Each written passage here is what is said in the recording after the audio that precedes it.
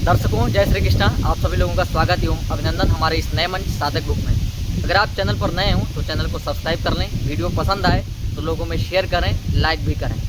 आज एक महत्वपूर्ण विषय को लेकर के आपके सामने उपस्थित हुआ हूँ, गायत्री मंत्र के बारे में। एक वीडियो और मैंने गायत्री मंत्र के बारे में बताया था कि किस कामना के अनुसार कितना जप करना चाहिए। आयु अगर आपको चाहिए तो गायत्री मंत्र का कितना जप करो, विद्या चाहिए कितना जप करो, और ऐश्वर्य अर्थात लक्ष्मी चाहिए, सुंदर पत्नी आपके गुण धर्म वाली चाहिए तो गायत्री मंत्र की उपासना आपको कितना करना चाहिए। आज एक और गुण विषय बताएंगे जो शास्त्रों में वर्णित है और आप सोचोगे ऐसे ऐसे विधान हमारे शास्त्रों में हैं। देखिए, हमारे जो शास्त्र हैं वो कैसे लिखे गए, इस पर विचार करना चाहिए। परमात्मा के अवतार आकर के स्वयं शास्त्रों को लिखा गया है, उनके अवतार ने लिखा है। जैसे महर्षि जो वेदव्यास ने शास्त्रों को लिखा है, पहले हम एक ही शास्त्र थे, एक ही वेद था, तो महर्षि वेदव्यास जब अवतरित हुए, भगवान के 24 अवतारों में से एक अवतार हैं, उन्होंने एक वेद को 4 विभाग कर दिया। सामवेद, ऋग्वेद, यजुर्वेद और अथर्ववेद, ये 4 वेद हैं। फिर उसके उपवेद बने 1008, फिर शास्त्र बने 6 शास्त्र बने, मीमांसा, दर्पण इत्यादि शास्त्र।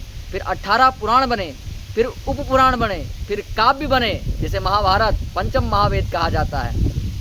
इस प्रकार फिर इतिहास बने, जैसे रामायण इत्यादि, ये सब ऐतिहासिक ग्रंथ हैं। ताकि ये सब इसलिए बनाए गए क्योंकि जो सामान्य जनता है वो व्याकरण, मीमांसा, दर्पण नहीं समझ पाएगा। यथा तो ब्रह्म जिज्ञासा ईशावास्मिदं विष्णु, इस प्रकार जो शास्त्रीय वाक्य हैं वो व्यक्ति नहीं समझ सकता, तो उस वाक्य को सरलीकरण करने के लिए अन्य शास्त्रों की रचना की गई। दर्शकों, ऋषियों ने इतना तपस्या करके, इतना रिसर्च करके जो जो चीज़ें हमको बताई है, हम लोगों को बताया गया है, वो आज के परिवेश में सामान्य मानव तो बिल्कुल समझ ही नहीं सकता। उसके मन मस्तिष्क से परे है, क्योंकि भोजन शुद्ध नहीं रह गया, वायु शुद्ध नहीं रह गया, आचरण शुद्ध नहीं रह गया। हमारे शास्त्रों में व्यक्ति की पूजा नहीं होती है, आचरण की पूजा होती है। चरित्र जब पवित्र है तो क्यों है ये दशा तेरी, ये पापियों को हक नहीं कि ले परीक्षा तेरी। चरित्र की पूजा होती है। मैं कितना भी ऊपर से गेरुआ वस्त्र पहन लूं और कुछ भी तिलक चंदन लगा करके समाज को धोखा देने की कोशिश करूं, लेकिन जब मेरा चरित्र, मेरा स्वभाव लोगों के सामने आ जाएगा तो भेष से भले ही व्यक्ति राम राम कह दें, लेकिन स्वभाव आते ही व्यक्ति कहेंगे ये बड़ा लोफर है, ये बड़ा चोर है, ये बड़ा गिरा हुआ व्यक्ति है।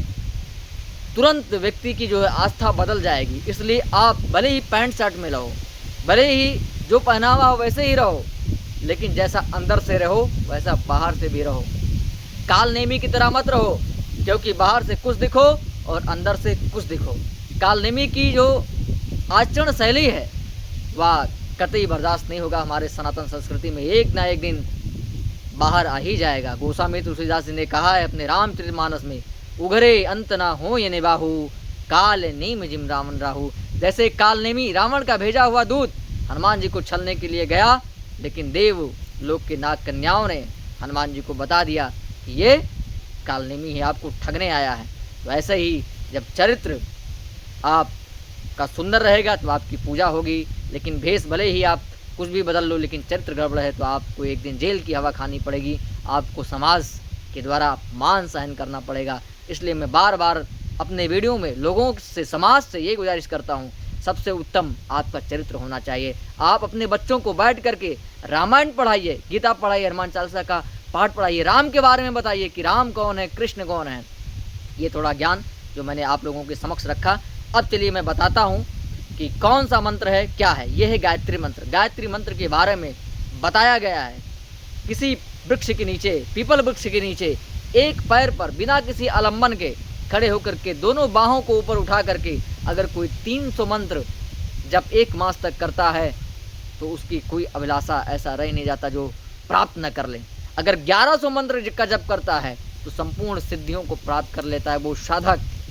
ऐसा शास्त्रों में वर्णित है, ऐसा ऋषियों ने बताया है। लेकिन साथ साथ उपासना साधना के साथ साथ व्यक्ति का जो आचरण शैली है, दिनचर्या है, वो भी बड़ा कठोर होना चाहिए। जैसे अपने हाथों से बनाया हुआ भोजन ग्रहण करे, साधना में एकांत रहे, ना बोले, साधना जब तक चले, जब तक वो साधना करना चाह रहा है तब तक मौन व्रत धारण करे, अपना शरीर किसी से स्पर्श ना कराए, ये सब नियम अगर व्यक्ति फॉलो करेगा तो निश्चित ही शक्तियाँ, सिद्धियाँ, अलौकिकताएँ, जो अलौकिक चीज़ें हैं उसको कांटेक्ट करेंगी, उस ऊर्जा को आभास करेगा वो व्यक्ति। एक दिन उसका जीवन और उसका लोक परलोक दोनों दिव्य हो जाएगा।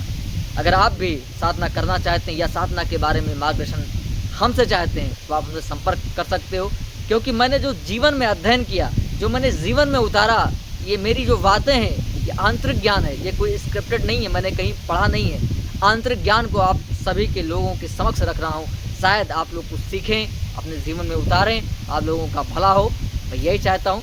अगर फिर भी कोई मन में प्रश्न है, जिज्ञासा है, तो कमेंट बॉक्स में कमेंट करके पूछ सकते हो।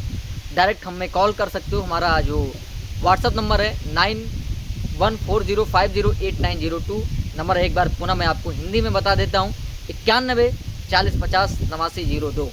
मिलेंगे आपसे एक नई वीडियो में एक विस्तृत विषय को लेकर के, आपको समझाएंगे सनातन धर्म के और गुण राशियों के बारे में, मंत्र साधनाओं के बारे में, मंत्र क्या है, मंत्र को कैसे जपा जाता है, मंत्र के देवता कैसे होते हैं, देवताओं का स्वरूप की क्या होता है, देवता कहाँ रहते हैं, कौन से देवता की उपासना करने से क्या फल प्राप्त होता है, ग्राम देवता कौन होते हैं, कुल देवता कौन होते हैं, इन सभी विषयों को हम स्पष्ट करेंगे। लेकिन आप धीरे धीरे जब हमारे साथ जुड़ोगे, हमारा चैनल धीरे धीरे बड़ा होता जाएगा। मैं चाहता हूँ कि जो ज्ञान है वो विस्तृत लोगों के समक्ष फैले, ज्ञान सीमित ना रह जाए।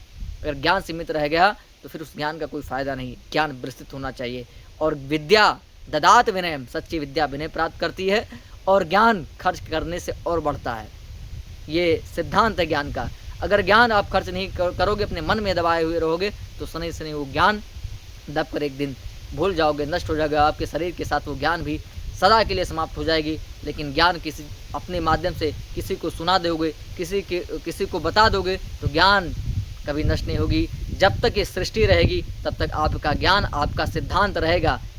किसी ने कहा है कि उठो जागो, वैसे तो वेद में कहा गया उत्तिष्ठ जागृष्य, उठो जागो, जब तक ना रुको, जब तक तुम्हें लक्ष्य प्राप्त ना हो जाए।